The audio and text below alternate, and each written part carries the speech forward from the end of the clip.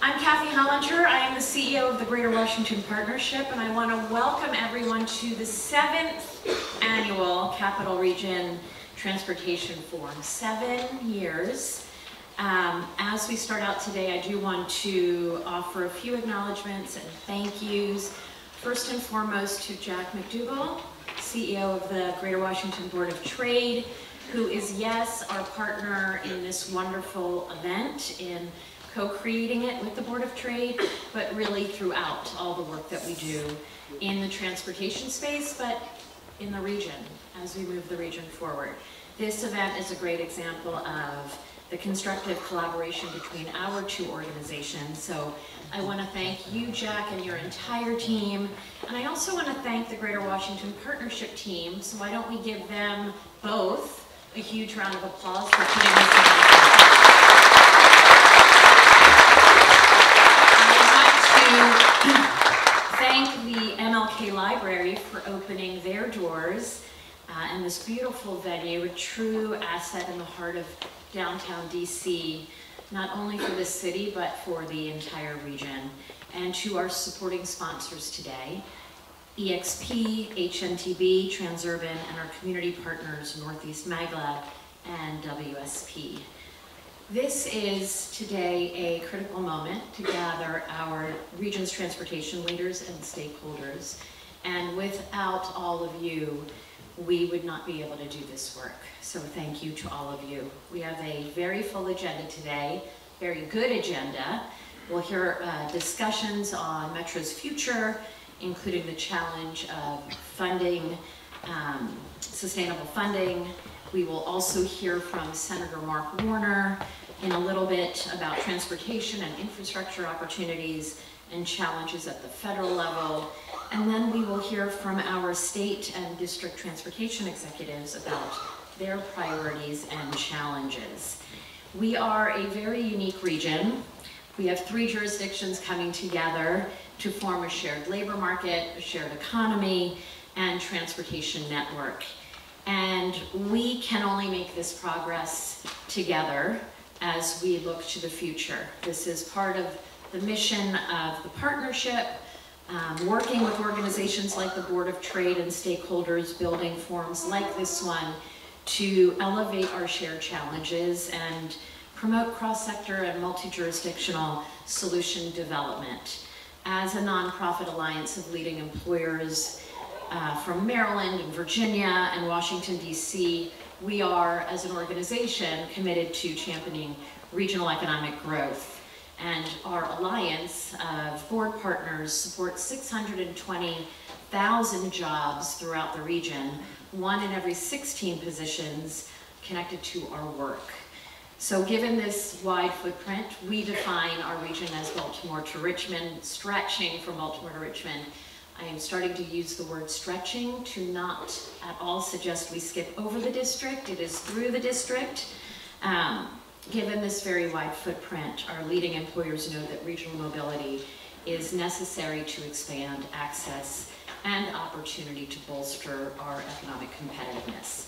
So for a moment, I would like to share how we at the partnership approach our transportation-related work in terms of tools that we create and how we share those tools more broadly. In 2018, and I think we have some slides that are going up, in 2018, the partnership created the region's first employer-led, action-oriented, super-regional transportation strategy. This blueprint was designed with one clear goal, and that is to transform our transportation system into a powerful engine of global competitiveness. Earlier this year, we refreshed that 5-year blueprint and published a critical assessment of our progress to date, but also a roadmap for the next 5 years as we consider our strategic transportation initiatives and investments. And this refresh was not created in isolation. It was shaped by insights of over 100 stakeholders, many of whom are in the room, Board of Trade included in that. And as we examined our progress and adapted to a post-pandemic reality, 3 urgent priorities emerged as we considered this refresh and path forward for the next 5 years. First and foremost, and Randy, I think you would appreciate this the most, is securing sustainable funding for Metro. We know that that is a non-negotiable, but the message from business and institutional leaders is clear that Metro matters and that it is not just a transit system, but it is an investment and an asset in our region's future.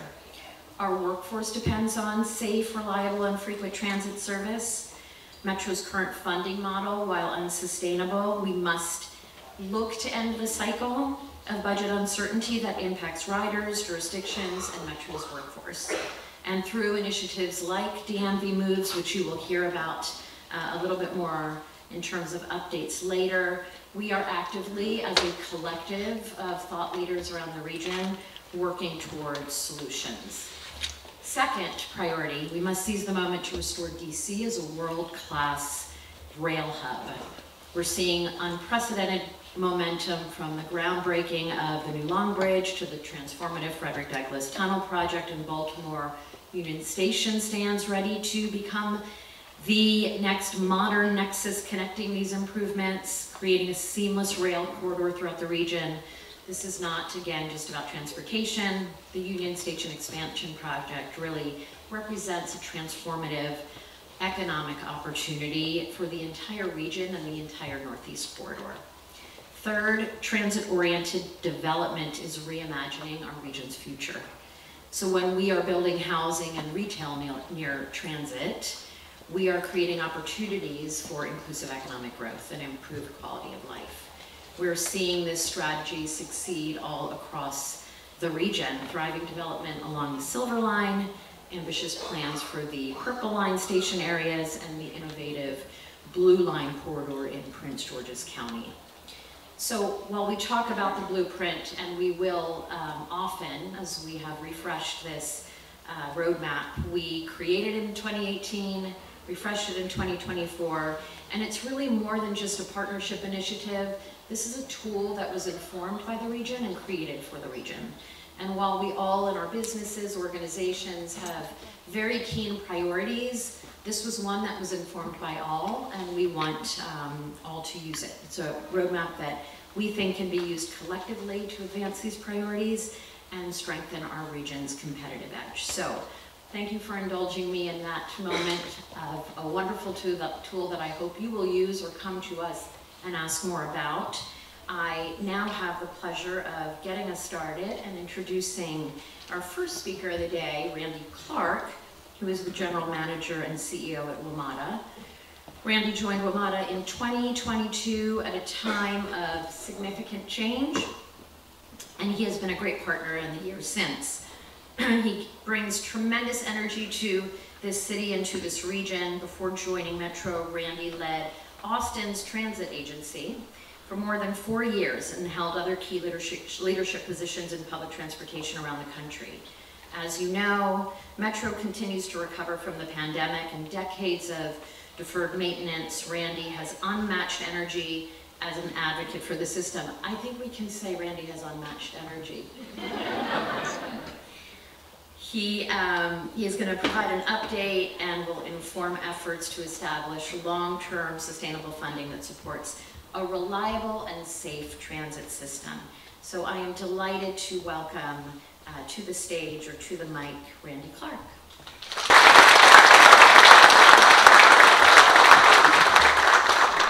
All right, apparently I got to bring some energy. That's what I'm told. So good morning, everyone. Great crowd. Thank you all for being here. Hope you had a great Metro trip coming. If you didn't take Metro, feel guilty. And I'll make sure I remind you. I just want to thank Jack, Kathy, Greater Washington Partnership, Board of Trade for hosting this great event. Really appreciate being here. I want to recognize we have some board members here. I see board member Rick Andrew, board member Tracy Lowe, Vice Chair Smedberg, Mike Goldman from Maryland, and I don't think our new chair Valerie Santos is here yet, but I just want to really recognize our board members. We have a great thing going on at Metro, the board, staff working incredibly well together, collaborative approach to drive things forward. So Just want to recognize them and the Metro staff that are here, all the good work they're doing. I guess I got to say next slide because I don't have a clicker. So these are the little topics we're going to cover today, but we'll get rolling really quickly because I'm told I got to speak relatively quickly with a big audience. Here's some highlights by the numbers. A couple I want to call out specifically that I'm really proud of this team. Just last week was our 9th consecutive clean audit. So when you hear people talk about financial management and all these types of things, 9 years of clean audits for a big organization like ours is a big thing to be proud of. 54% decrease in rail safety incidents over the last 2 years, so it continued to drive safety. We're the leading rail transit safety organization in the country. 31% reduction in crime, so last quarter was the lowest crime quarter in 5 years. So when people say there's a lot of crime all over the place, we took it on head on. I'm really proud of the police chief and the team. And the two I'm most proud of would be 83%, which is our customer satisfaction for bus, and 92% for rail, both the highest in the history of Metro. Again, the highest in the history of the organization, customers saying they like what they're getting out of Metro. So that's a big deal. That was supposed to be an applause break. I just wanted to didn't know how to trigger that up. Remember the energy, right? Okay, so next slide. Where Metro goes, the region grows. You all know that. And I think Kathy really mentioned that well, whether it connects to the COG, TOD, kind of goals, whatnot. Record highs at Annapolis Station, 40-year-over-year change in McLean. Look at these numbers, right? $9.4 billion of economic activity near where Metro is. $330 billion of property within the Metro half-mile station areas, and we generate about $3.2 billion of regional tax. So basically, wherever Metro goes is where our economy is thriving. Next slide, please.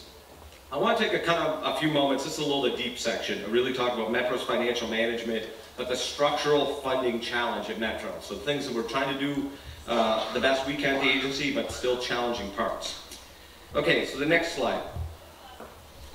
October, 43 consecutive months of ridership growth at Metro, and what I'm really proud of, Metro Bus leads the nation in ridership recovery on the bus side, and through October, we are the #1 in ridership growth among all U.S. rail systems in the country. And you can see we're 13% above what we were last year. So every week, every month, ridership continues to grow. We're growing at peak, off-peak, weekends. We carry more people on the bus system now than we did before the pandemic, more people on weekends than we did on rail before the pandemics. All of our special events are driving things. And I think it's fair to say we expect maybe some more people back to the office at the end of January, and we'll continue to see peak hours continue to grow. I don't know what happened. Okay, next slide, please. Strong financial management. We have some members of our team here. Listen, I want to be really clear. We've been pushed really hard to be very transparent and to push hard on saving money. But internally, I want everyone to know, we want to do that too. Now, there might be a philosophical debate on where we take that savings and put it to.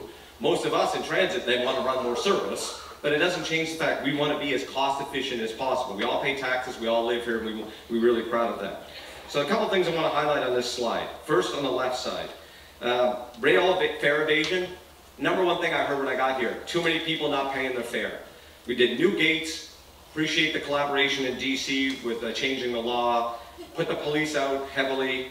Rail fare evasion is down 82% on the rail side. Paid trips are up significantly. We did a 12.5% increase in fares to deal with inflation, which I think was only fair.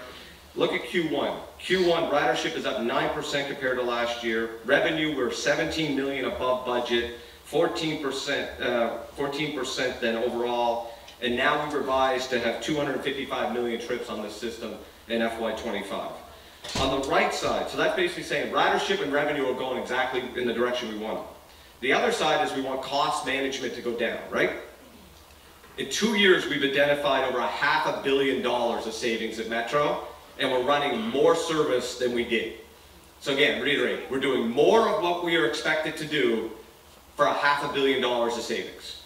$275 million in operating budget, and in capital, and $257 in operating. A couple things I want to highlight here. I want to thank our partners at ATU. right? Labor negotiations are always hard, but we got a 0 out of the union over our 4 years, so we have a 0, 3, 3, 3.5. All employees, therefore, at Metro, myself, all non-reps, union, took a 0 in this fiscal year. That is an incredibly hard thing to do in a very hard hiring market, right? So a lot of staff that are working even harder took a 0 to help with this crisis. We also got some bargaining aspects done to avoid the big spikes in the CBA. So really thankful for ATU's collaboration on that. And we're delivering a 0 growth budget in FY25. So you put all that together, we are going at this very hard, whether it's running more 6-car train sets, looking at all of our specs, our guidelines, our standards. Everything is being touched at Metro to drive cost efficiency. There's not a lot left, I don't think, but we work really hard and we're not going to ever stop working to try to drive every dollar we can for productive service. Next slide, please. I think this part is crucial, though, for people to talk about how transit costs work. There's fixed and variable costs, like every type of organization, but we're incredibly high fixed costs. So take the rail section as an example. No matter how many trains an hour we run, we're going to have track, power, signals, control center, you name it, that has to be maintained and inspected. So for every extra trip we run, the variable cost is incredibly small. So 80% of our rail costs are more or less fixed. So basically, whether we run 5 trains on the red line an hour or 30 trains, there's very little cost difference. So what we're trying to do is lower our fixed costs as best we can, as those efficiencies I mentioned, so we can run the right amount of more service in targeted areas, because the cost to do that is so little because we have to spend so much to run the assets anyway. Again, how to be more efficient with everything we're doing. Just really want to highlight that because we hear a lot. Why don't you just cut, cut, cut?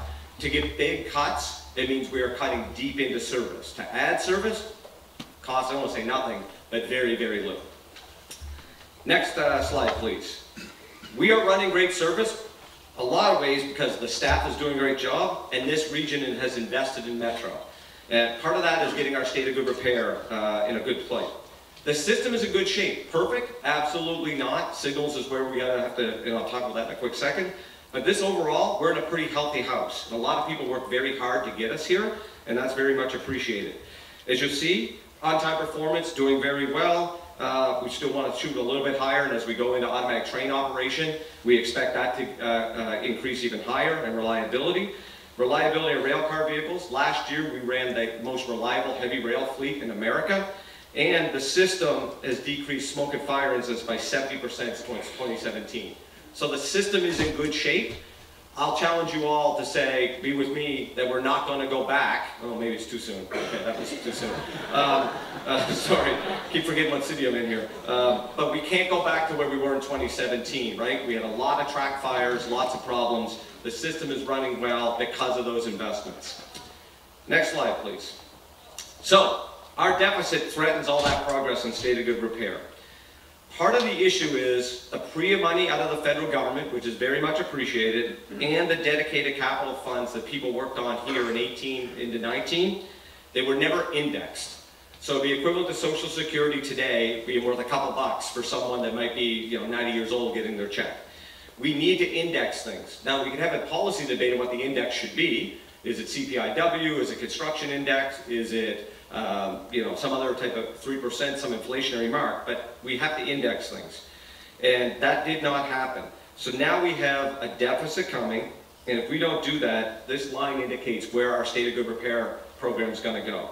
We are going to drop significantly from about 2.4 billion a year, give or take what we spend, and it's going to go down significantly, and problems are going to happen. We all know what's going to happen if we get there. It's going to cost even more money to dig ourselves back out of the hole we just created. Different way to look at this on the next slide.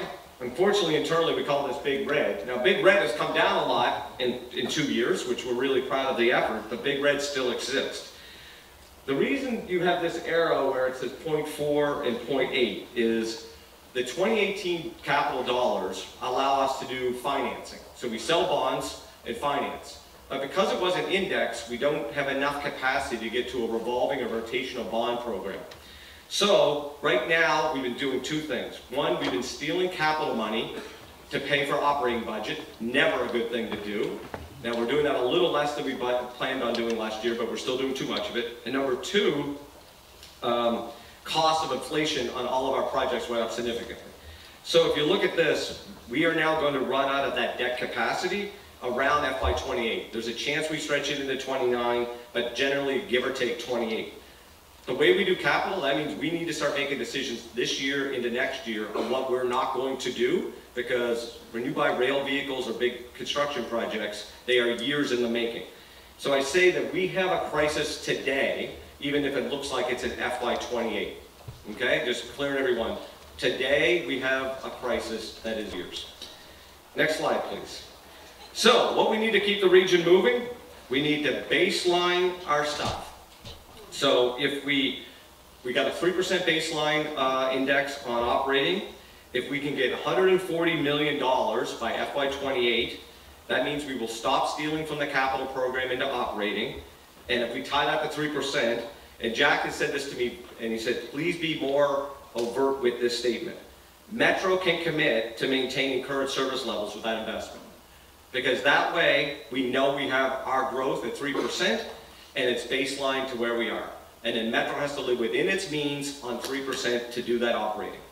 To me, that's a fair thing that Metro must be able to accomplish and live within its means.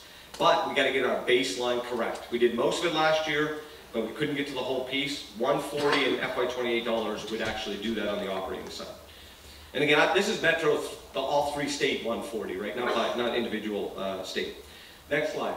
Now on the capital side, as I mentioned, PREA and dedicated funding not indexed, that's worth $340 million. If we had indexed both, we'd have $340 million more today. So if we get our baseline reset and we index, same thing that I think Jack, the business community, and a lot of stakeholders are looking for us to say at Metro. Metro then can commit to maintaining state of good repair with that investment, because now we'll have enough to get into rotation or a revolving bond program.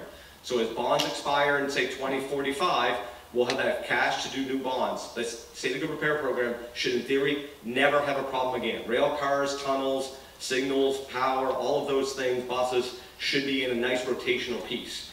So it's, again, what I mentioned, the 140, the 340, right? Those are base and index them. The next slide. To get more out of our system though, we estimate about $120 million more can get us running the best regional system with the assets we have. We need more bus service in this region, even on top of better bus network redesign. So this would get us 15 more routes on our, added to our 48 service network right now. And we could do more rail service. Eventually we're gonna need bigger peaks, right? And especially if more people come back to the office quicker. We're gonna need more 8 cars. We wanna open at 6 a.m. again, and we need to close at 2 a.m. again on the weekends. We got our wrench time overnight worked out, so we can actually do that more efficiently now. That is the world-class region that we know we are, and we got to deliver the service. So this is, I think, where DMVMoves is really focused on this as well. So in summation, if you look at the next slide, 140, 340, 120, 600 million bucks gets us what we run today, state of good repair, and more service on top of the assets we have. So meaning we run every bus and every train as cost efficient as possible and get the biggest investment out of this big, huge thing that we have in the region. Okay, so the next slide. If we're going to do all that though, we also then have some longer term issues that we got to think about, right? Because to me, that's kind of the foundation. These are what I just mentioned up to 600 million, those are things we have to do. And whether we do them at once or not, it doesn't change. Those things all have to get done. Here's where we really are though. Sorry, next slide. You have a monitor here to get a look. So the next slide. Let's talk about ourselves as a region though. So at one point we were on the left. This region came together in the 60s and said, hey, we need a unified transit vision and we're going to be millions of people bigger. And so we went from that, we built that out, and now we have what's on the right. We don't have a unified regional vision for transit. We have a lot of great partners, many in the room. We got tons of plans, but we don't have an integrated regional network. We don't have regional integrated thinking. We have a lot of localized thinking, and then we got metro thinking. And I challenge us, we need to become more integrated, more efficient, move more people on transit, because that's the whole game. How do we get people in cars? How do we get people more housing near transit? How do we make life better here for people that live in this region? We got to figure this out. We have really become this confederation versus a unified region. And I know that's real hard with 3 states, but people move regionally, not jurisdictionally. And we got to think about how we all come closer together. And I'm not saying that's Metro runs everything, I'm going to be crystal clear. But there have got to be ways that we can kind of be closer together as one integrated region. The next slide. Here's where Metro really needs to think about the 600 million. The 2 most important things for us in Metro, we need to think about our advanced signaling system. We have a 1970 signaling system as our base. We need to get towards full automated trains. That's the future of Metro.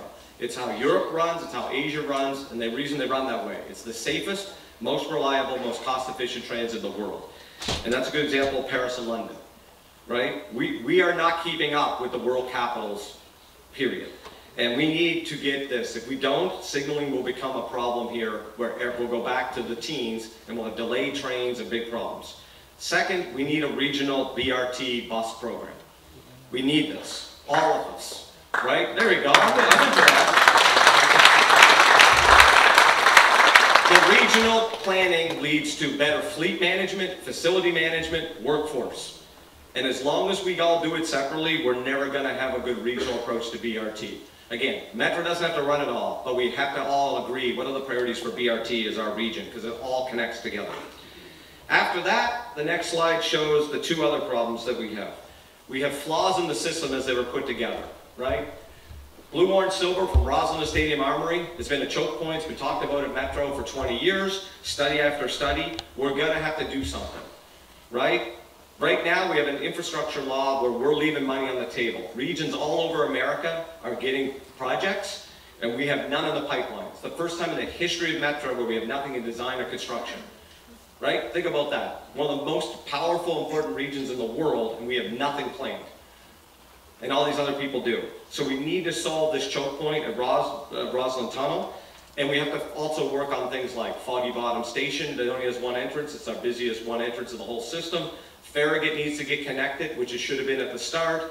Metro Center and Gallery should be connected, which it wasn't at the start. There's easy things to do to make this system work a lot better. So I end with the last slide, which is we need to think about a bigger future, right? So I hear a lot about what are we doing, and we got to move past from counting staples to thinking about the future, right? I think we've shown in 2 years we're managing every dollar we can perfectly, or not perfectly, but as best as we can. Ridership is growing faster than anywhere else in the country. Customer satisfaction. I challenge all of us to say, are we going to invest in Metro when it's doing well, or only when it's falling apart? And I would suggest it's much better, much more efficient to keep investing in Metro when it's doing well and not have to go back to a crisis, right? So we're the national capital, the most powerful, rich country in the history of time, and we should all want the best subway and bus system to represent that, you know? So COG, and you know, I appreciate Clark is in the audience somewhere, his leadership and all the leadership of COG, they put these plans together. 320,000 new housing units in our region. Almost all of them are near transit, right? We have environmental goals, all going to be delivered by more people on transit. So us as a region, we're going to have to get all modes, all partners, all about moving more people on transit. We need integrated ticketing. We need to think about our bike share program. We need to think about water. We need to think about regional rail, integrated bus, integrated metro. We can do this. It's done in a lot of other places in the world. And I think this is our time to really bring the DMV together. So I just want to thank everyone for all of your support. We're trying to do everything we can at Metro. And I just look forward to all of our other panelists and us being a really united region, bringing mobility forward. So again, thanks Jack and Kathy for the opportunity to do this. Good morning, everybody. My name is Charles Allen. I am a DC council member, and this year I'm also the chair of the Metropolitan Washington Council of Governments. Paul Smedberg and I are the co-chairs of the DMVMoves project. We've been spending so much time together that we didn't even talk this morning, but we basically wore the same tie. But Randy, thank you so much for walking through and getting what I think is everybody excited about where we have to go. And I think as we heard the general manager talk about the great work that has been happening at WMATA over this last year, ridership continues to grow incredibly strong. Customer satisfaction is at an all-time high. Public safety continues to improve. It is a bus and a rail system that is serving our region very, very well. It has continued to be on the upswing. But it also, as the General Manager talked about, it is fragile, I would say.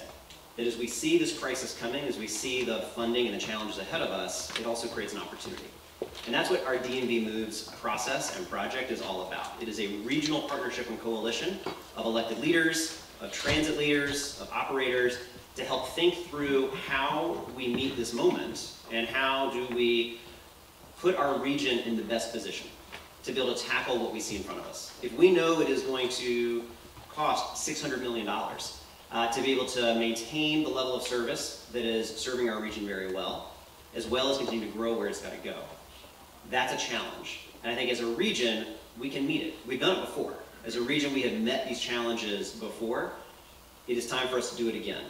And it's time for us to do it in a way that we don't find ourselves back in 4 or 5 years scrambling for the next crisis and just bounce from crisis to crisis. And I think that's the challenge we certainly feel as the opportunity presents itself as a region to really think about how to create all those efficiencies talked about. How do we bring all of this together? Some of it is around optimizing the services and delivery and transit that we have. Some of it is around thinking about the future, where we're going to go. My challenge to everybody here, my ask of everybody here, if you are a business leader, if you are an employer, if you are a part of this conversation happening across the region, we need you to lift your voice up and speak more strongly about why this is so important. It is so much more than just about public transit. Our metro system and our entire transit system is what moves our region economically. It is what moves people with our jobs. It is what moves the millions of visitors that come to our region. It is what is driving our economy. I really implore you to think about this as an economic investment in our entire region to make sure that our transit system, which obviously WMATA is a major part of, but I would say it is broader than that, and that gets that unified vision. Our very big ask for you is to help raise your voice, push on us, push on your local leaders, push on the Council of Governments, on WMATA, on all of us, to really help deliver what it is we need, but we need your voice to really speak up and talk about why this is so important and why you see this as part of the growing economy of our entire region. It's something that I'm very proud of working on this past year. I think we met a big moment last year with the collaboration with Paul Smedberg, who is a great friend and a leader, and as a co-chair, we've really worked hard to help foster and bring this group together. So I want to turn it over to my co-chair, Paul Smedberg, to help share a little about, as well, the continued progress and the work that we're making happen here. Thank you, Council Member, and good morning, everyone. I'm Paul Smedberg. I'm Vice Chair of the WMATA Board and co-chair with Council Member Allen of the DMVMoves Task Force. I want to take this moment to introduce my fellow WMATA Task Force members, Dr. Lowe from the District of Columbia, Sarah Klein, who is our federal government representative on the board, and MDOT Assistant Secretary Joe McAndrew. And thank you for being here for this truly important conversation. I want to emphasize something again that we heard in part of Randy's presentation here today, and something, the important role that Metro plays in our economy. $9.4 billion in business output and economic activity is supported by transit. $330 billion total value of property within Metro station areas, and $3.2 billion in tax revenue generated by Metro station areas. It also connects our airports, Mark to VWI. I see Mr. Potter here from National and Dulles. So this is an important system and an economic driver, and it's the one thing that brings this entire region together.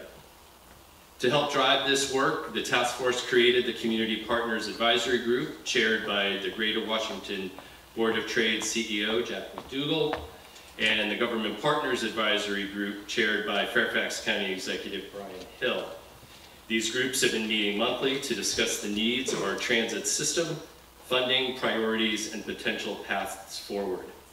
I want to emphasize something the council member said. This is an unprecedented chance to propel our region forward by creating a comprehensive unified plan for transportation in this region. From putting WMATA on stable financial footing to realigning the rider experience and use, no matter what system they're using. And we have to make the appeal to you. You are the leaders in this region, and as Ms. Hollinger said in the beginning, your voice is so important in this debate. We need to hear from you. We can't just hear from our customers. We need to hear from you, and we're also working with our political leaders in the region, many of whom are on the task force. Now we'll hear from the advisory group chairs, along with the DMVMoves staff consultant Nick Donohue, on the progress so far and expected outcomes and next steps. Thank you.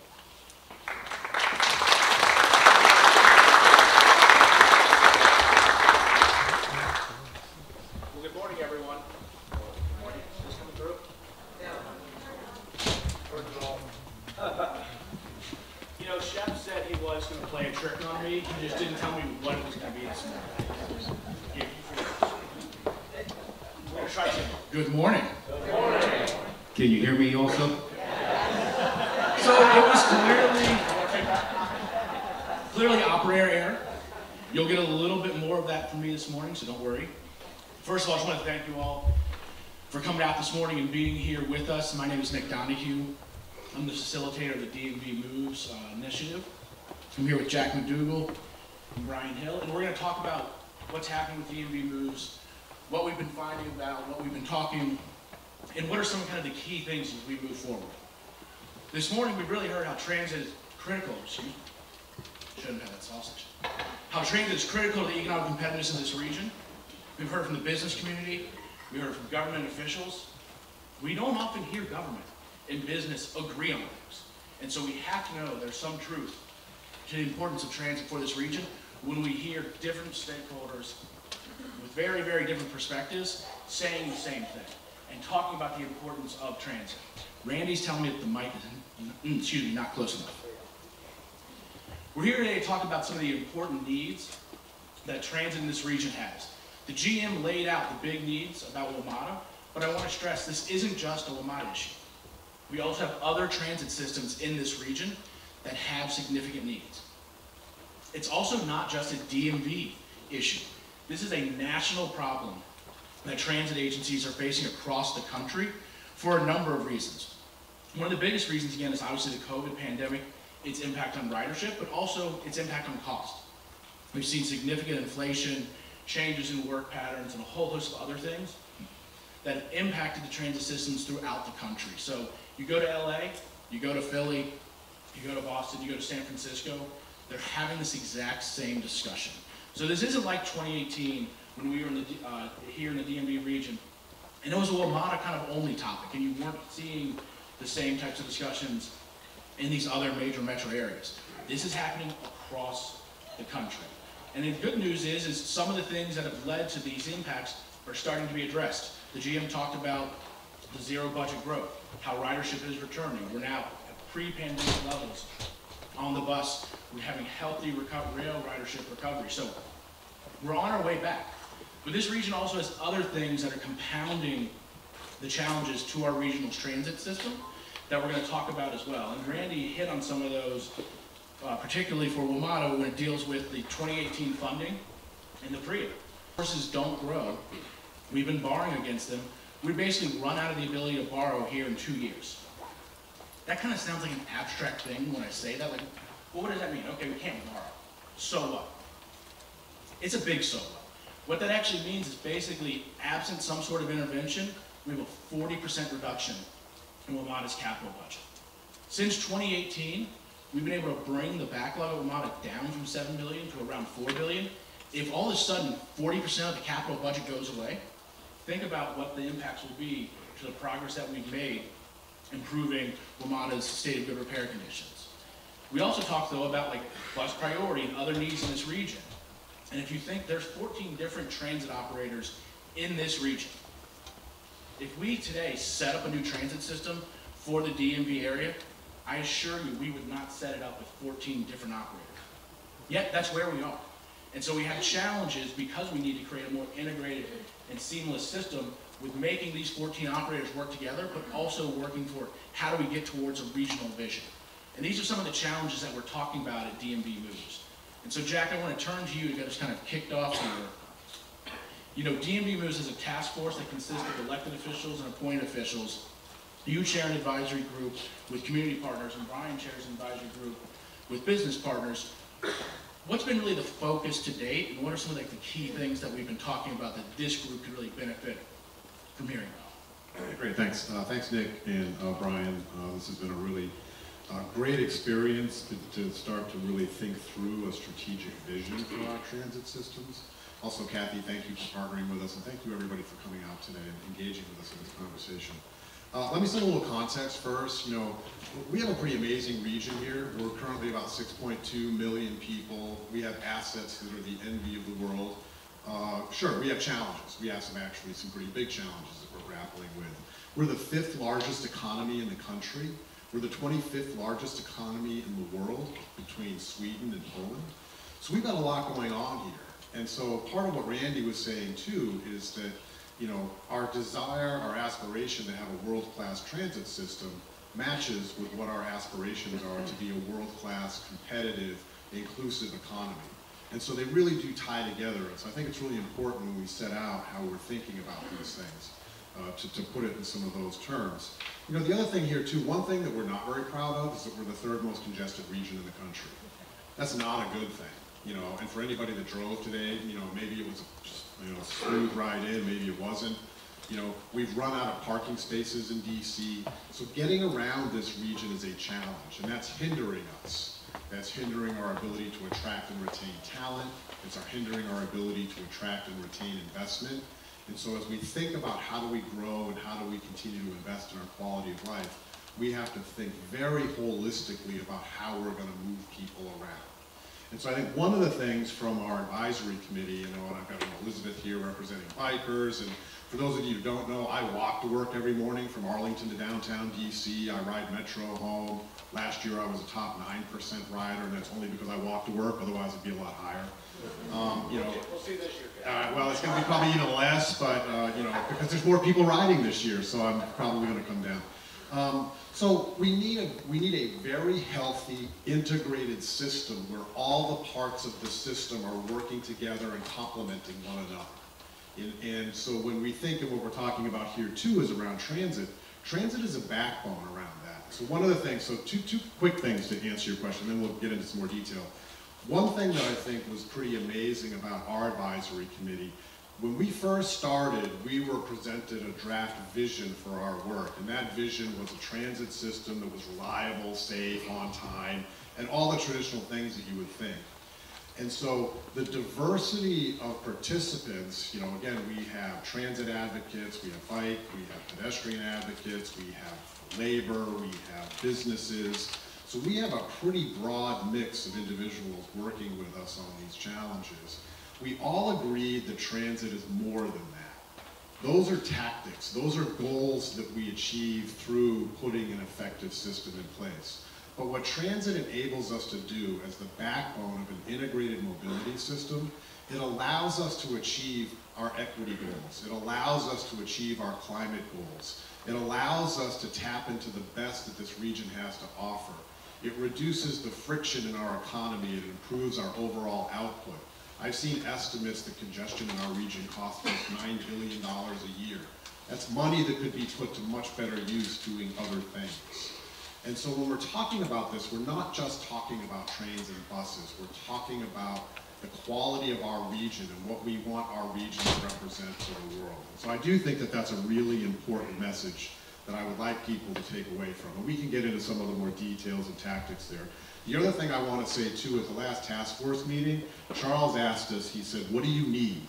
And Bryan and I were sitting there and looking at each other and it's like, we need carte blanche. We need you guys to give us, empower us to leave nothing off the table. Everything is in part of the conversation here. And so that's the direction that we've been taking our conversations.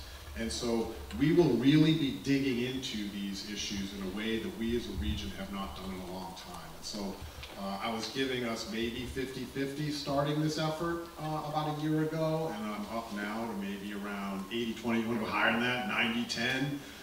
But failure's not an option. We've got to solve for this for all the reasons that Randy pointed out, that Charles, Paul pointed out, and others are going to point out today. Failure's not an option. So we really do need to come to the table. We need to put the past behind us, and we need to start building for the future.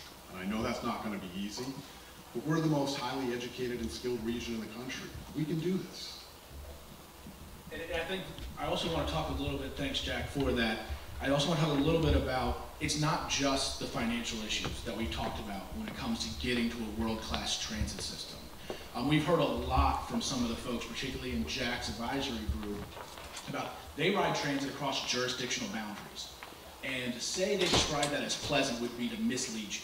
They have said that it can be confusing, sometimes the schedules aren't coordinated, different transit providers provide information in different ways. And I want to give a shout out to Ra Amin, who I'm not sure if he's here or not today, but he is on COG, he's the chair of COG, Citizen Transportation Advisory Committee.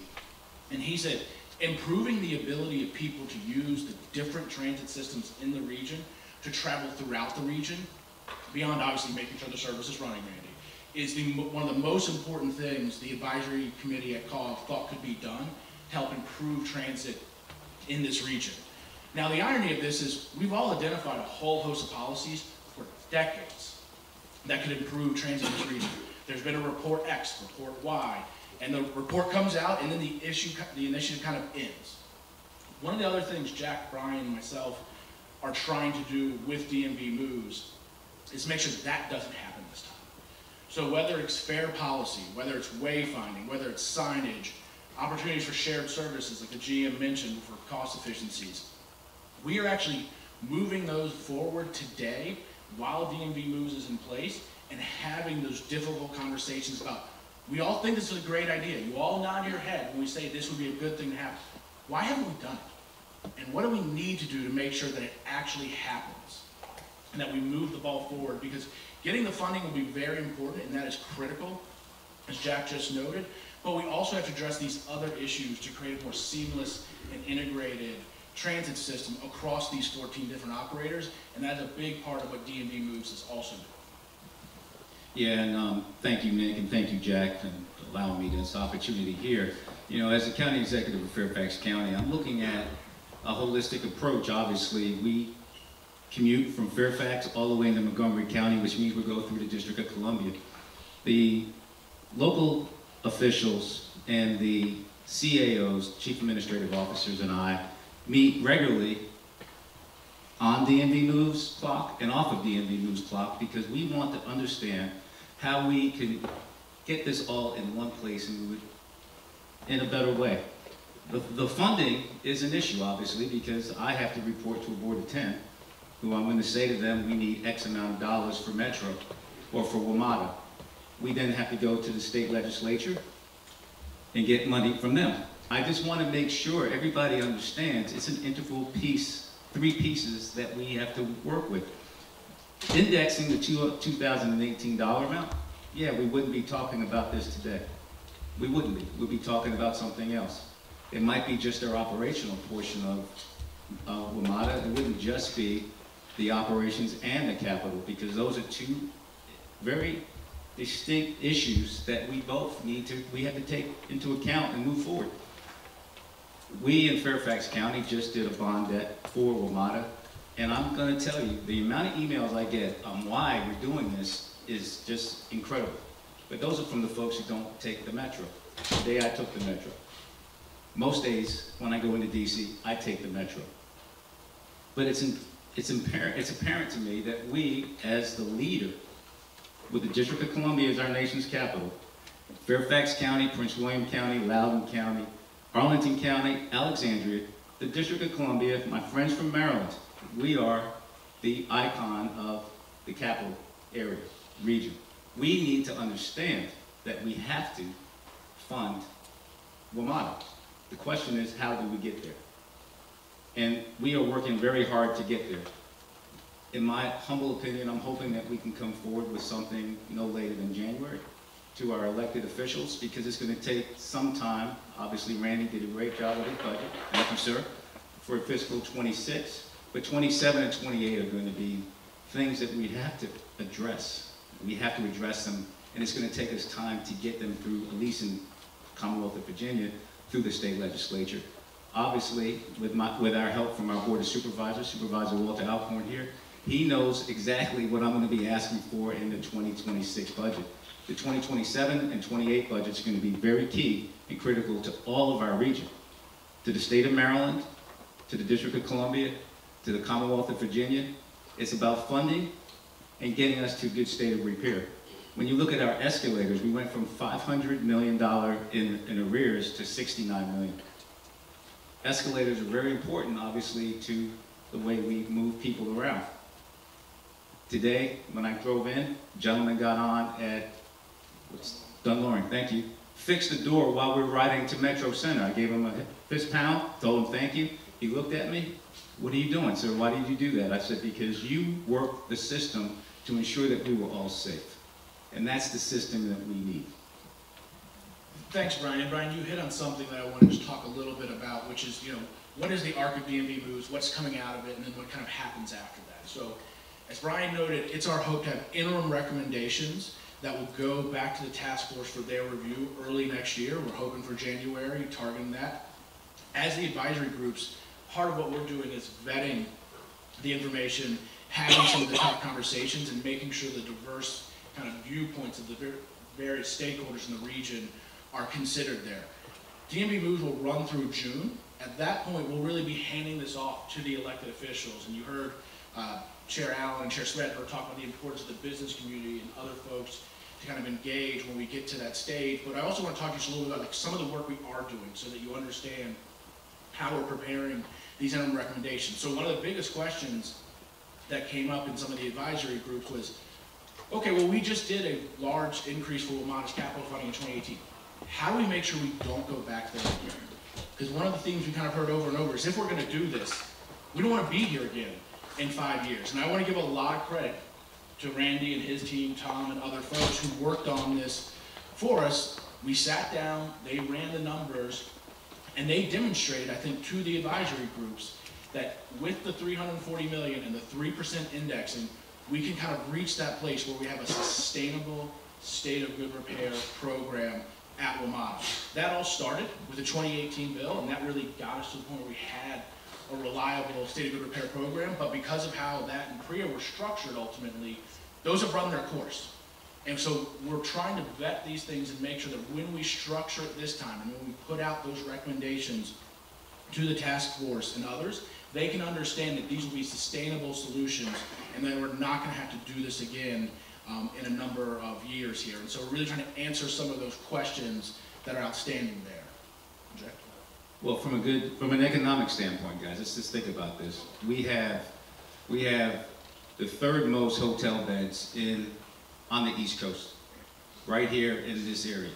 Without a good metro system, people are not going to be using our hotel beds, i.e.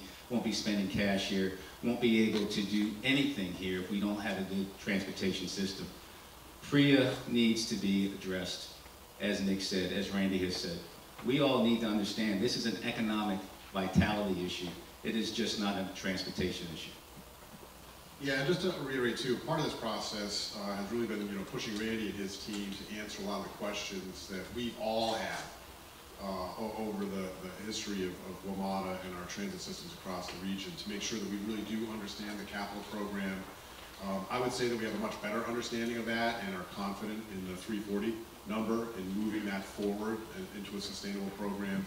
We're really digging into the operating cost structure now and understanding, as Randy pointed out earlier, understanding fixed and variable costs and what does that look like. It's likely that, what he was saying too, based on the fixed costs, there's probably a lot more service that we could provide. But what does that look like? And then what additional assets, particularly, capital assets like, equipment is necessary to make that happen. How many more people do we need to get on transit for our region to be competitive? I mean, that's a key question here. And then it's not just what does Metro or WMATA or the regional transit agencies do about that, but what do the rest of us do about that? What are businesses doing? What are we doing to encourage more and more people to get on transit? With the high satisfaction rates we're seeing right now, there isn't really a reason not to be using transit. Personally, I don't like driving around looking for parking spots or sitting in traffic. So if you can get from point A to point B much quicker, then let's figure out ways to do that. Again, from a business perspective, business community perspective, let's get the maximum return on our transit investments in this region. We don't need 14 transit agencies. That's our perspective. So figure out how we can best integrate those more effectively, from a cost perspective, but also from a rider experience perspective.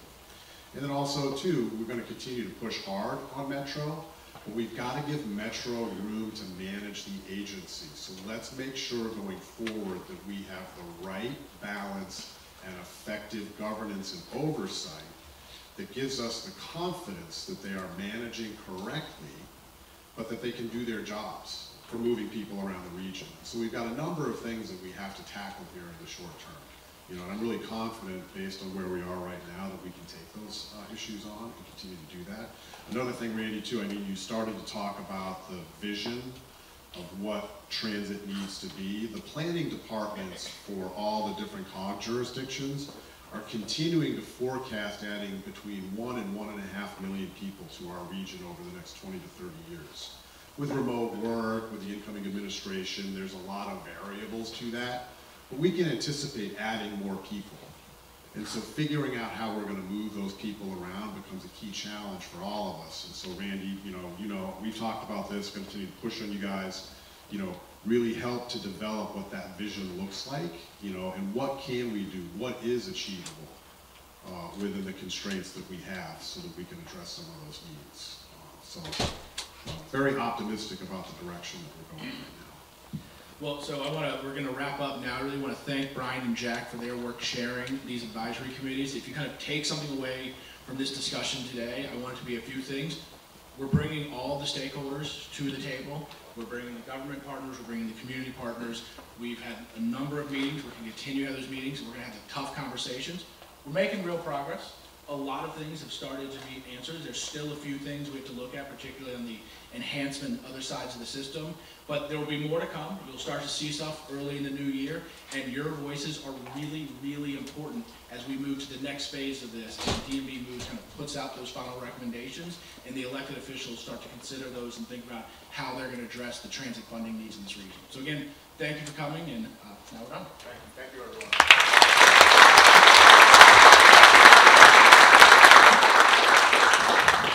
Thank you for your continued leadership and efforts in rallying on the DMVMoves initiative. It is a critical time, and there is a lot of work to be done. Councilmember Allen also heard your note and heard your call, and absolutely very important. Understanding the history of the region and Metro in itself, we know that having a strong and willing federal partner is essential in any lasting solution. To that end, I am delighted to have the opportunity to introduce our a great regional champion, Senator Mark Warner of Virginia. Senator Warner is no stranger to anyone in this room. He has served as governor of Virginia from 2002 to 2006 and was first elected to the Senate in 2008. Now in his third term, Senator Warner is not only the senior senator from Virginia, but will also be the senior-most senator from this region come January. We all appreciate that he has established himself as a bipartisan leader during his tenure, and that he was a champion of the bipartisan infrastructure law that has provided generational investments in infrastructure. He is also one of our best advocates for our region, helping to secure funding for countless projects, including Metro and Long Bridge. Senator, in this moment of change, we appreciate your steady leadership when it comes to transportation and the full range of challenges facing our region. So please, everyone, welcome, give a huge warm welcome to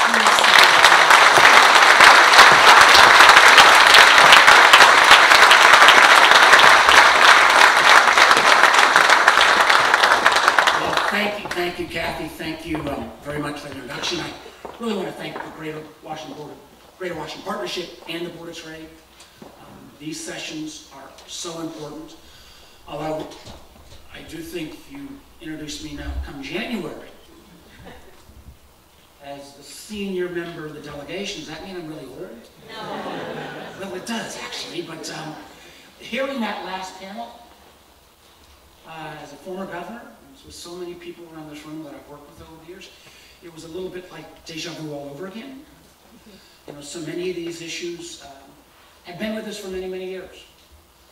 I have to tell you, it really brought back a lot of battles and fights and issues, and it is a great break from what I'm going to be talking about a lot later today in terms of Chinese cyber hacking.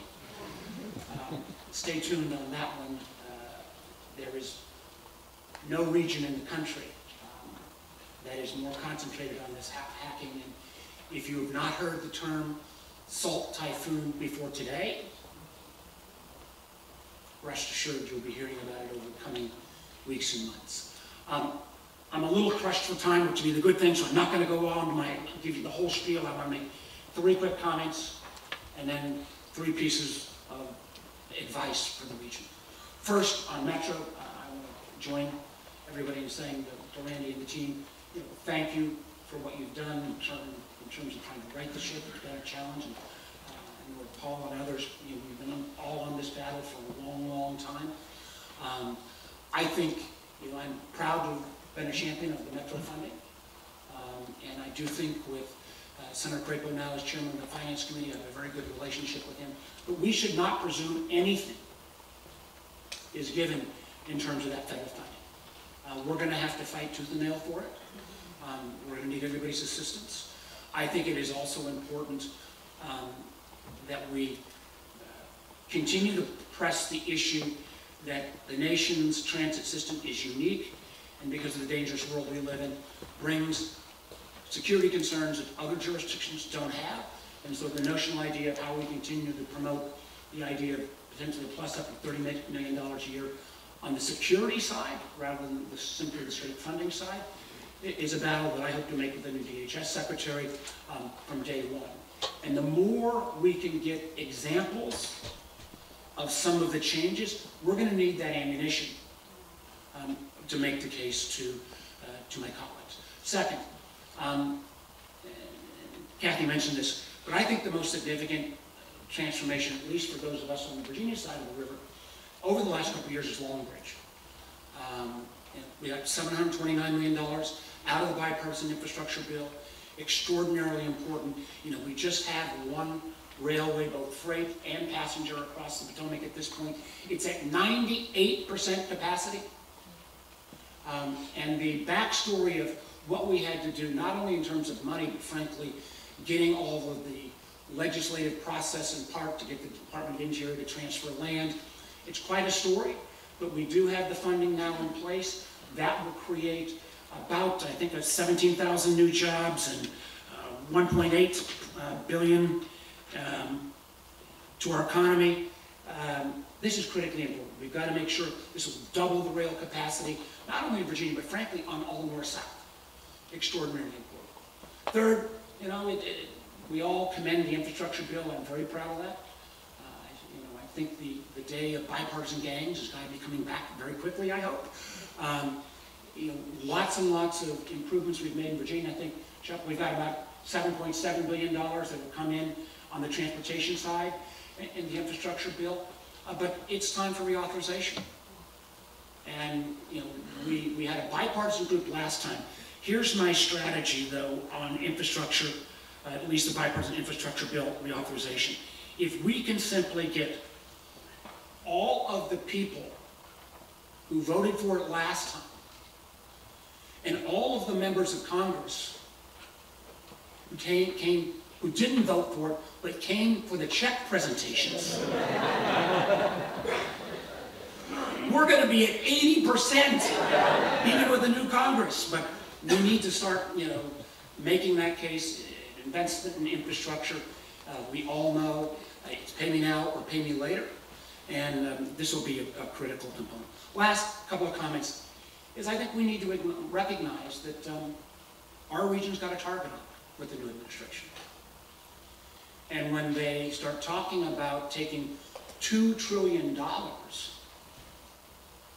of the federal spend, or dismantling the federal government in structural ways, I mean, we need to all take a deep breath and think about this in whole new ways. So all of it, I think about what Jack said and Bryan says, the idea that we've been talking about some of these things for years, we can't talk about it anymore. I think the first 9 months of the new administration is going to be our moment of challenge. We're seeing the president-elect move very quickly on appointments. And so I've got 3 asks for the community. One, and I say this to my business colleagues particularly, we've got to make the case from a pure efficiency and expertise standpoint. The notion of chopping up the federal government and sending it to remote locations all over the country, no matter how much of a soundbite that may sound as good, it is not, in any business standpoint, an efficient redistribution of how we operate what is critical to the future not only of our region, but our country.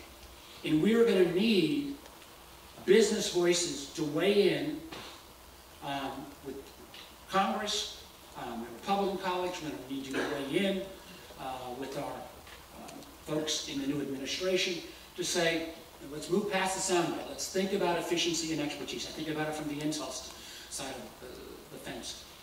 The ability to have folks at the CIA and the NSA and ODNI and NRO all talk to each other, meet in person on a regular basis would be totally diminished if that was chopped up and spread around the country. You can take department or sets of agencies after agencies.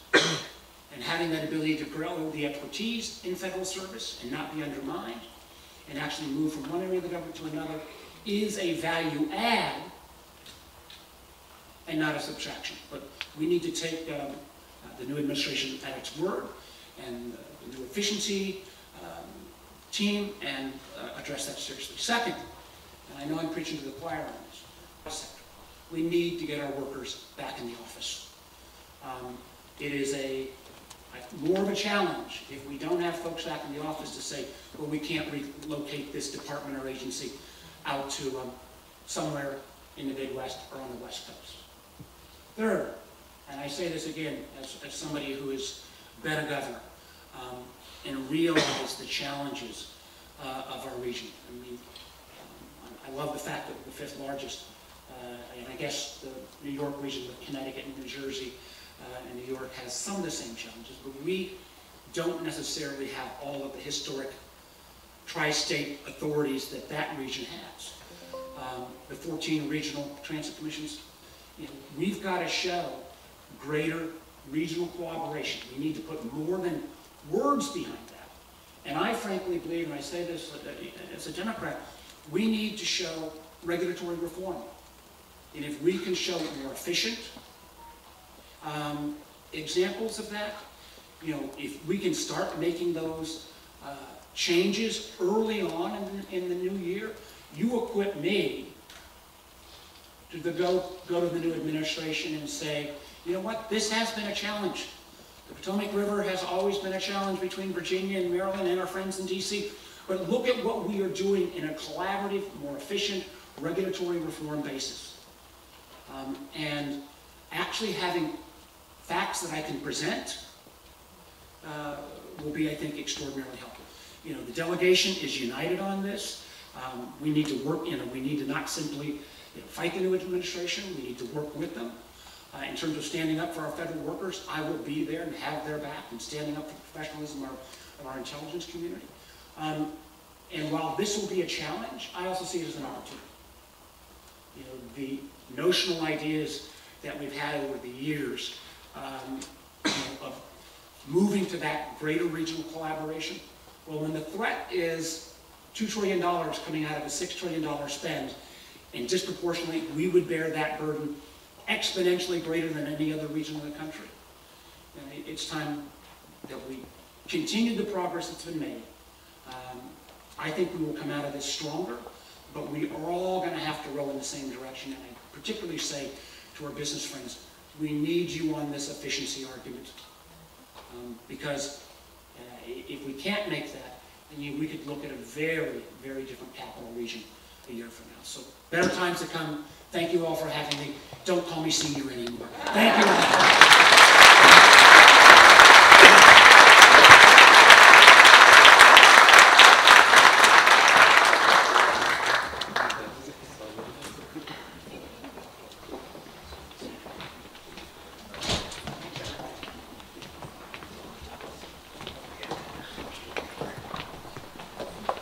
Great. Well, thank you, Senator Warner.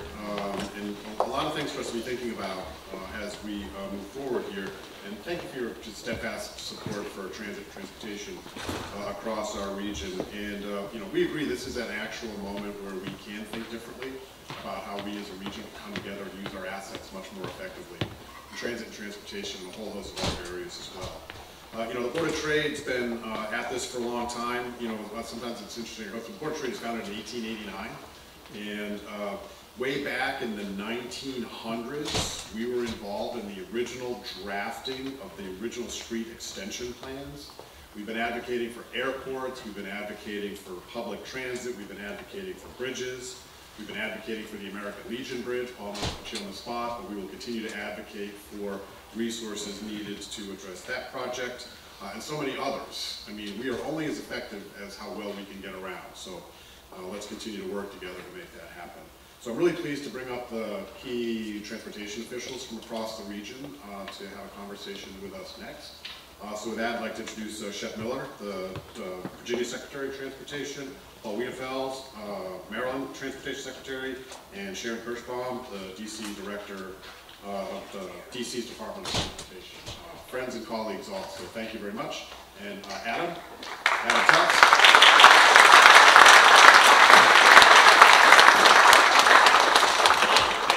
From News 4 is going to join us to facilitate this conversation. So, Adam, thank you for that. I should know how the microphone works. This one works. Good to see everybody this morning. Thank you to the Board of Trade. Thank you to the Greater Washington Partnership for having me here. I love asking questions, especially transportation questions. Sharon loves me when I ask her about bike lanes. She's been telling me a lot about that recently. But no, this is really a great opportunity for all of us to get together. It's a shame we're crunched for time because I was going to roast Randy for about 30 minutes here, but I don't have that time, so we got to get right into it. And I think we can just go down the line and start with what everyone has been talking about. You know, Metro really is the tie that binds all of us together in this region, and you're starting to hear much more about not just having to fund Metro. I mean, we all know that. I've been covering Metro for 20 years. And it's always the same thing, almost every year. We need more funding for the transit agency. But how do you do that? What is the mechanism? And I think for the first time, really, in recent history, we're starting to hear more about things like a sales tax, some sort of dedicated tax that would go toward funding the transit system, a way that everyone kind of pays their fair share. But what is a fair share? Let's start with Secretary Wiedefeld. I mean, Paul, so if we think about it from Maryland's perspective, sure, a sales tax could go to Metro, but you also have a transit system in Baltimore to think about, you have an airport to think about. How would the state of Maryland specifically look at something like a sales tax and then decide whether or not that's the right option? Thank you, and thank you for inviting us here. Yeah, as you mentioned, you know, we're a little different in that we are a consolidated transportation department. We have 6 1/3 modes, right? A third being the Metro, being the third portion of it, and we fund it out of one source. And we fund Metro totally out of that source as well. So it's a challenge that we're facing now across the board. So we have roughly $1.3 billion hole in our current program. We've had to stop all construction projects that were under construction. We've had to basically stop all projects that are green and environmental. We're basically do not have the ability to match all federal dollars. So that is a much larger issue for us. So yes, the Metro is very important. We're obviously going to support it, but it has to be done in that larger context. And whether that's other revenue, sales tax, or any other source, that will be a discussion, you know, that we'll have in our legislative cycle coming up. But for us, it's a much larger issue to address. and not just the Metro by itself, because I have MARC, I have commuter bus, I have the operating transit system, I have the American Legion Bridge. So there's just a series of things that we have to run here and there. I mean, you know it well as the former head of Metro. I mean, the funding challenges that go for it. Is a sales tax viable, in your opinion? Do you think that that makes sense? It could. I think, I know there's been a lot of work done. I think we also have to really peel back some of the complexities of what we're facing now in terms of different travel behavior.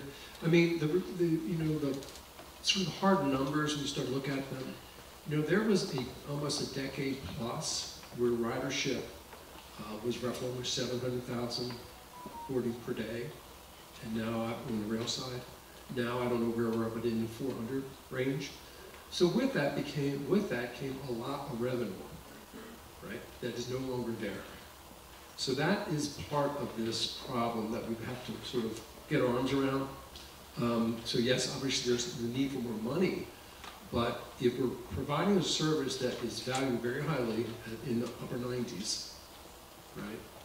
But yet travel has changed. So how do we wrestle with that issue and the loss of revenue that those digital riders brought to the table?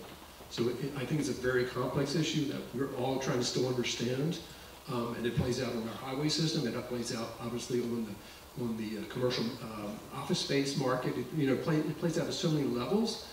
So I think just to look at it sort of, just one aspect of it is important, but I think we've got to broaden our view of this issue. Okay. Director Kirschbaum, obviously we know how important Metro is to the entire region, but specifically to the district.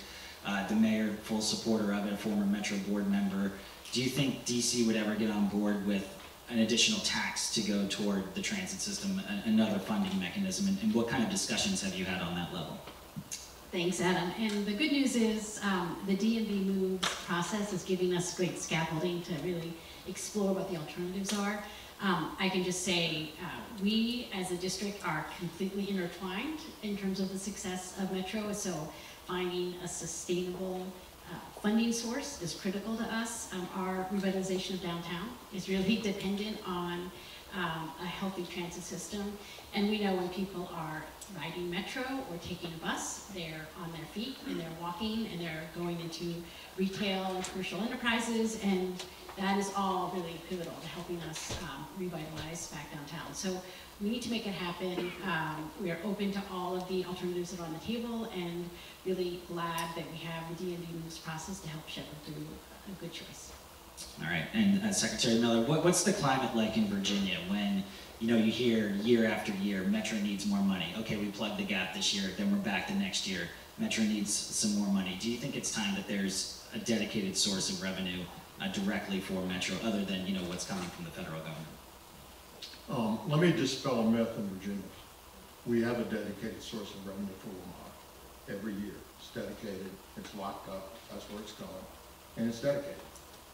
The problem is, in WMATA's eyes, is not enough. So we do have a dedicated stream, and I would agree with those folks who would take issue with a 16-year-old PREA and capital funding formula that hasn't been changed and set and static. I don't personally believe that's ever a good thing, and because here we are, we do that many times in government. We set something and we leave it alone for 10 years and then we fight about it again. And in the meantime, you get sort of jacked around, and I don't think that's a good process, so I don't like that. Let me say this, that we're excited about the management at WMATA. We know they have a very tough job, and we salute Randy and his team. But we have a different view in some respects. And I'll tell you, Randy talked about the savings and $275 million and this and that. And they're doing good hard work. And listen, they've got some difficult issues there. But they saved $50 million out of $2.5 billion, $50 million, okay? And that's not a big number to us. So we still think, and yeah, there are all sorts of issues, and we don't have time to get into that. The fixed and variable cost, and the sort of the sprawl of the system, and the density of the population base here versus where the Metro goes. My colleague talked about the decline in ridership and shifting patterns and what all that means. But at the end of the day, Virginia's funding about $600 million, almost $700 million this year. into WMATA, and the concept of another couple hundred million or 300 million is not going to sit well in our administration. How the rest of Virginia looks at that and what a following administration may or may not do, I can't speak to it, but it's really tough when you go down to Taylor's Landing in Southwest Virginia, has been decimated by hurricanes and so forth, and say, you know, we got to take this money and put it into more money, another couple hundred million more into WMATA. Now, having said that, we all know how important it is, right?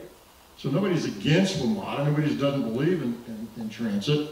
We just need it to be more efficient and more cost effective than it is. And that's a difficult chore that Randy and his team have, and they're working hard on. So it sounds like you think there's more operational savings that they could be looking toward, or something along those lines, before we get into a discussion about additional funding? Well, you know, I just say this. You got 50 million on 2.5 billion. You tell me. All right. Well, there you go. There you have it. Let's talk, you know, I want to get as many topics in here as I can, and I know that we're tight on time. 5 years ago, when I had the honor of hosting this event, we signed what was called the Capital Beltway Accord. I didn't sign it. The governors of Maryland and Virginia signed it, and at that time it was Governor Northam and Governor Hogan, and they said that we are going to soon have a new American Legion Bridge. And we do not have a new American Legion Bridge. We have the same American Legion Bridge, which by some estimates is going to have to be replaced in the next 10 or so years, or something significant is going to have to be done with it. That's at least from what I've reported and what people have told me. Paul, what's going to happen with the American Legion Bridge? Sure. Again, it gets back to this core issue that we just talked about, right? There's a dollar attached to that we have to figure out. Obviously, there's a critical need just to maintain that bridge, obviously, and make sure that it continues to function. And then longer term, what does that look like? That's a different issue. But the initial issue is how would we fund something of that scale? At the same time, we're wrestling with how do we support the metro system, which is so important. But you know, from our perspective, they're all important, right? And we've got to work through that, and we will. You know, there's a lot of things that just changed that, you know, are in play now that we have to rethink. How does that play out with that project and other projects across the state? Do you see a new bridge in the next decade or so, or something being done? Obviously, we're going to have to do something to that bridge and make sure it functionally operates, right? Because as you know, you just mentioned whatever time frame you mentioned. Yeah. You know, it's clearly a functional issue that we have to deal with. Whether or not that is different than what we see out there today, that's a different issue. Director Kirschbaum, I'm not trying to skip over you, but I am going to skip over to you just to come to this side of the Beltway. Secretary, from your perspective, from Virginia's perspective, you know, you can't do too much to it because it's under Maryland's control, the Legion Bridge. So what should happen there? You guys are building express lanes right up to it, pretty much, kind of leaving it open in terms of what's going to happen next, whether or not Maryland decides to run express lanes across the bridge and then onto the Maryland side of the Beltway. What, in your opinion, should be happening with the Legion Bridge right now? I think that's a Maryland decision, sir. It's a sovereign state. We built up to the edge. We're more than willing to partner with them and have been. But that's their citizens and their government's decision, not Virginia's decision. We certainly have an opinion what we'd like to see, but I think it's a bit presumptuous, frankly, for one state to tell another state how they have to operate. That's not who we elect to run us. And I think Mr. Wheelfield and his governor and the legislature, they need to make that decision. Obviously, it's a problem, right? It's a transportation problem, and it affects people in Virginia, so we have a thought about it. But at the end of the day, it's a problem that they need to solve. We'll certainly support them any way that we can that makes sense to us. But I think it's a Maryland issue. With all due respect, though, a lot of the problems that we run into when it comes to transportation is this lack of regional thinking, right? And a lot of this DMVMoves stuff is regional thinking. A lot of the things that we're talking about here is not acting as own separate individuals, but working together. So is it your purview that they should just figure it out and then you'll go along with whatever they do? Well, it's their, you know, under the laws of our government, it's their decision, not ours. We can sort of play in that pool a little bit because we are a region, and obviously we have an interest that's aligned in terms of the region. But at the end of the day, it's going to be Maryland dollars that fund it. It's going to be Maryland that makes the decision, and that's the people that are funding it, the people that own it, should make the decision, not their neighbors, in my view. And so, yeah, it impacts us. We want it to be improved. I think the Secretary and the Governor want it to be improved. They have real issues that they're trying to balance there, and we understand that. And so we're ready, willing, and able. We've been supportive along the way. We'll continue to be. We'll partner with them. They partner with us.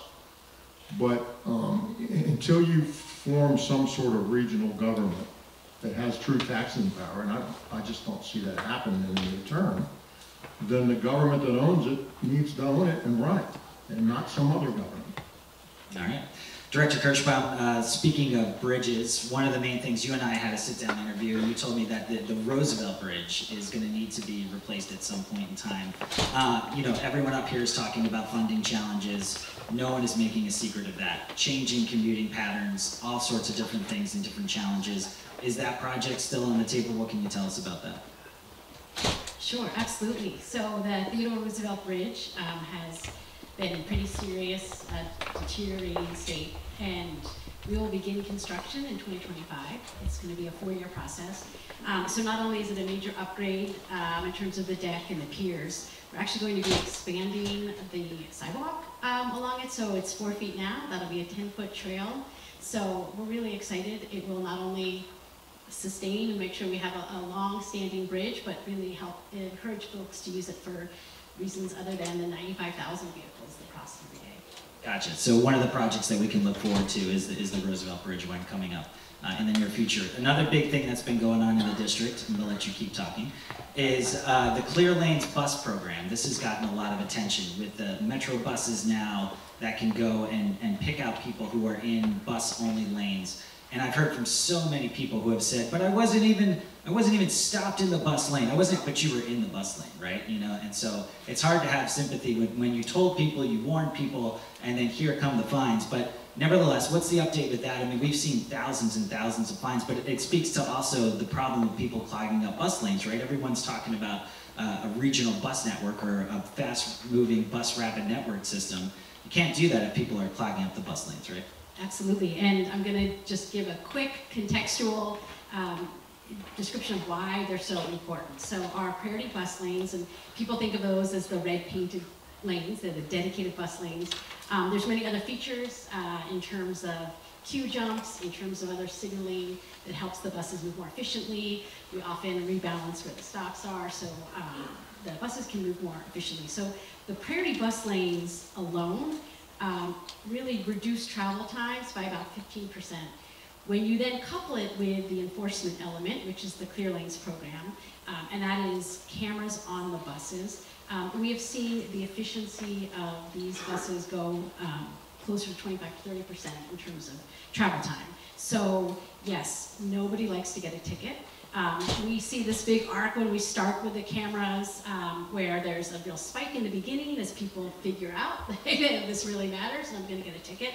But we've noted already within a few months about 50% fewer violations for driving in the priority bus lane. So people's behaviors are changing. And I get feedback a lot from people that are frustrated sitting in traffic downtown. And they often will point to the priority bus lanes as that's chewing up a travel lane.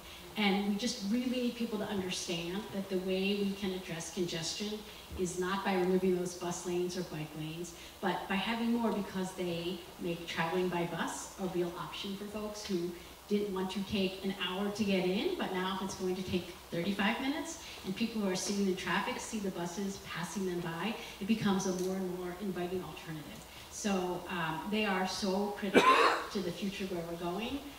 In terms of the downtown revitalization, in terms of really addressing some of our traffic volumes, and so they work. So yes, you might not like the ticket. We have video clips to prove. So when we get a complaint, we actually have evidence to show you were in the wrong, and so those complaints really do die down. And you're always able to fight it. You're always able to You did good. Just tell them to follow the law, right?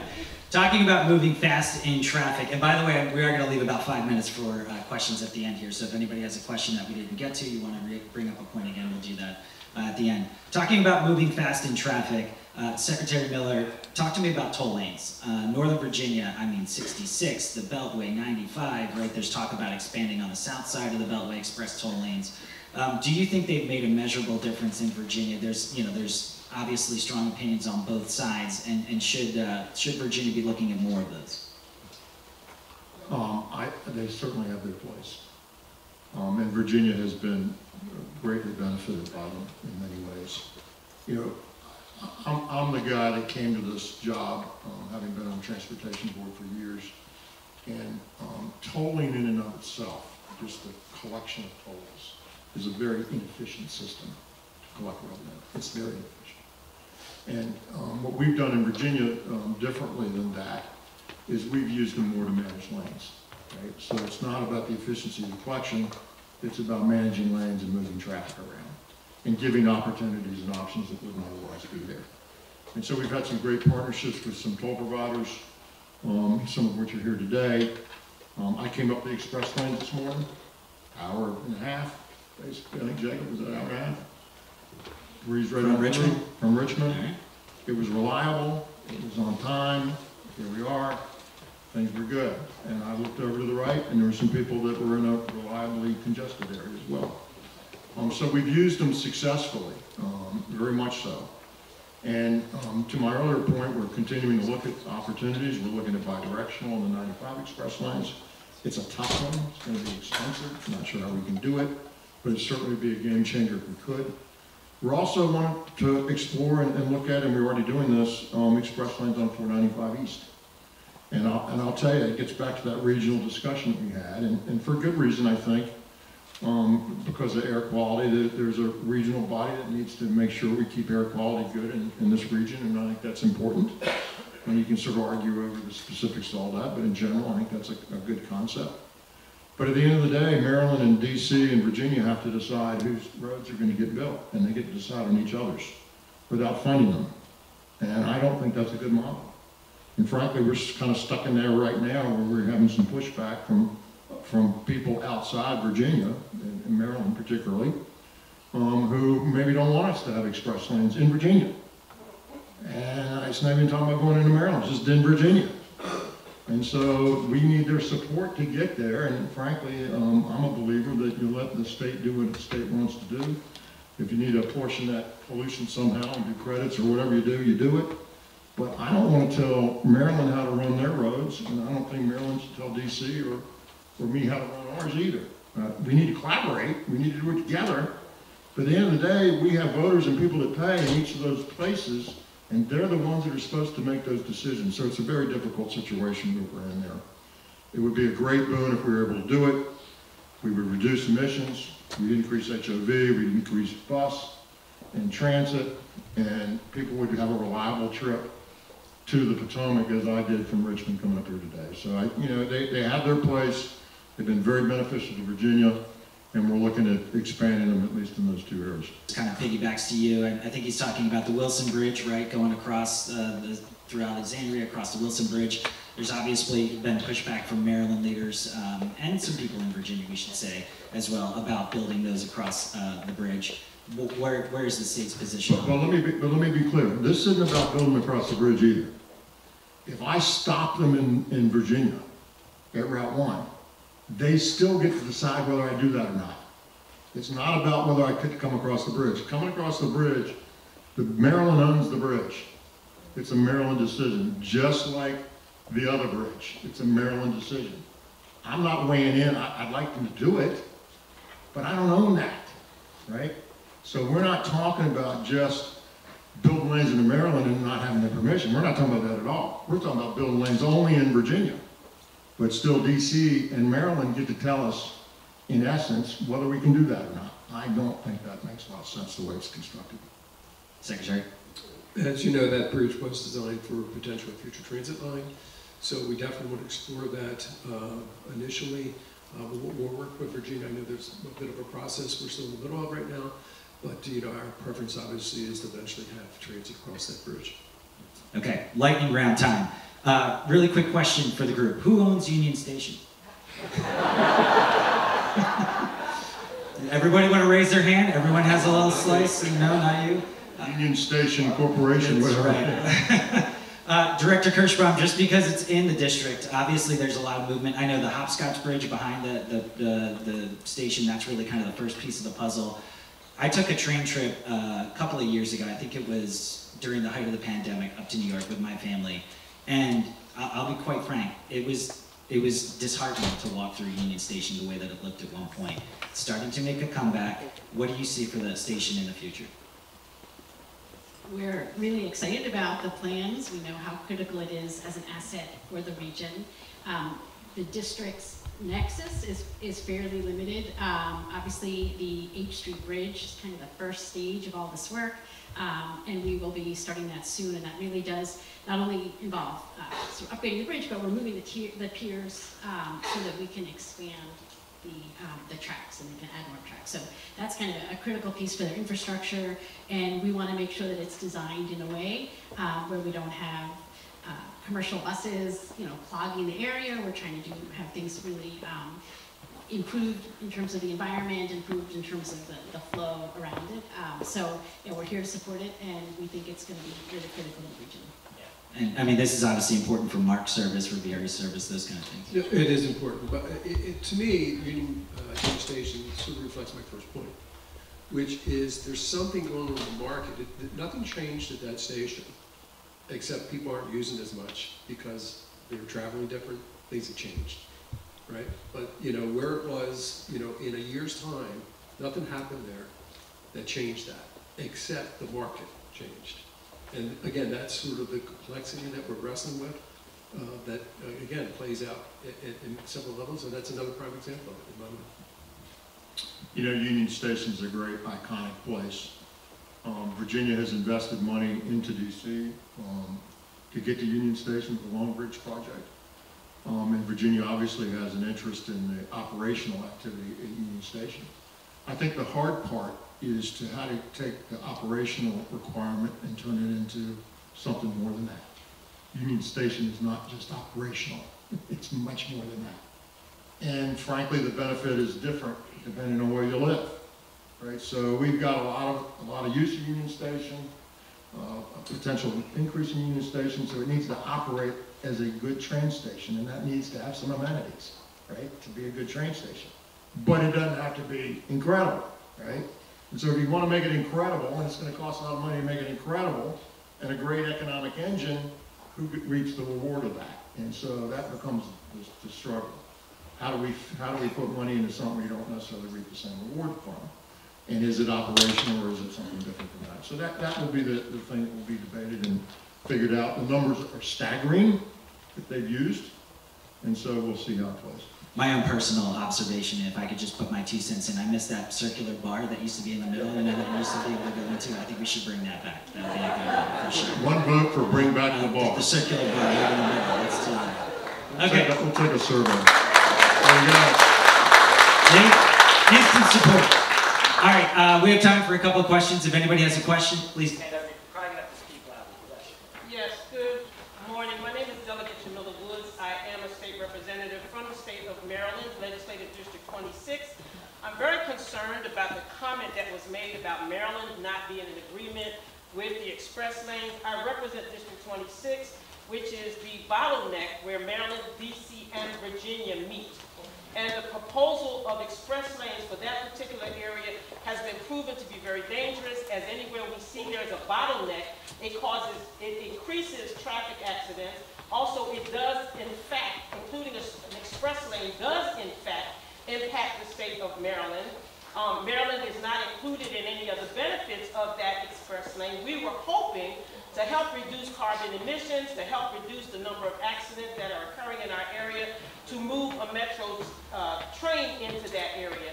The other thing is that it is extremely important to know that that particular area where that express lane is proposed is where Highway 210, anyone of you who know about Indian Head Highway 210, is considered the highway of death in the entire nation, not just the state of Maryland. That is also a place where that express lane would be dumping into.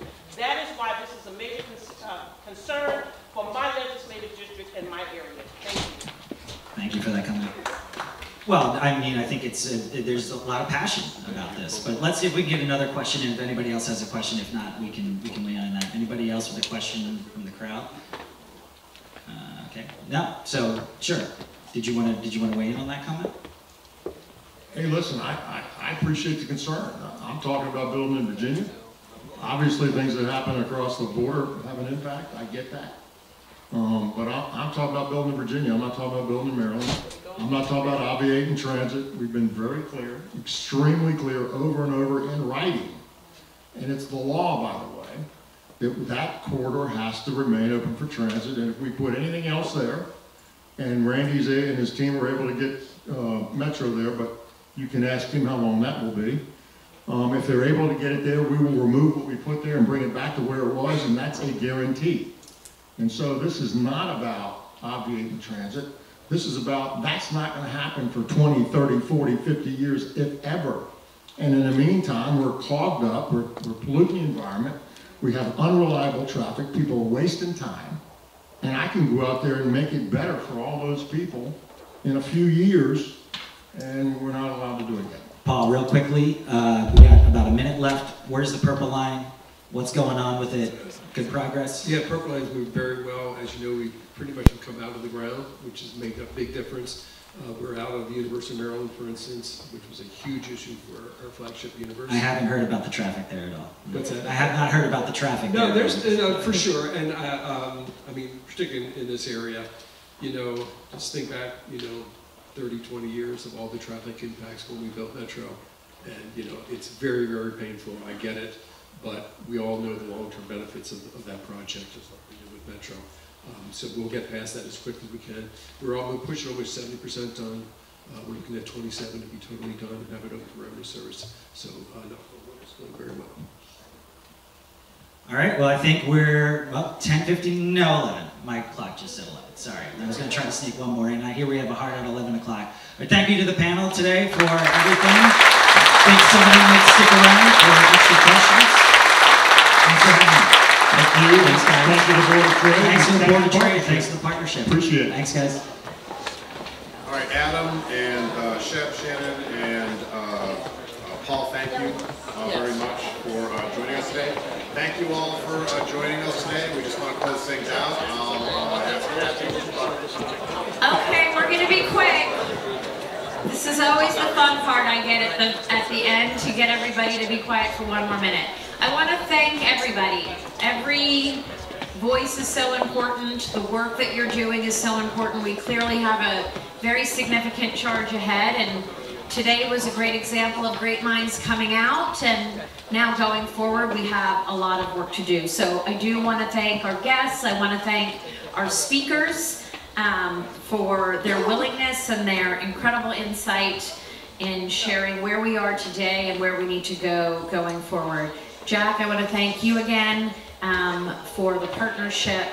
Again, this is our 7th year, and these conversations are critical today, but as we move forward, so at a minimum, we will see these faces collectively next year, but by next year, I hope we are driving the progress that we need to, Randy, in the work that we are doing together, but as we have these significant investments and projects throughout the region. Thanks, everyone.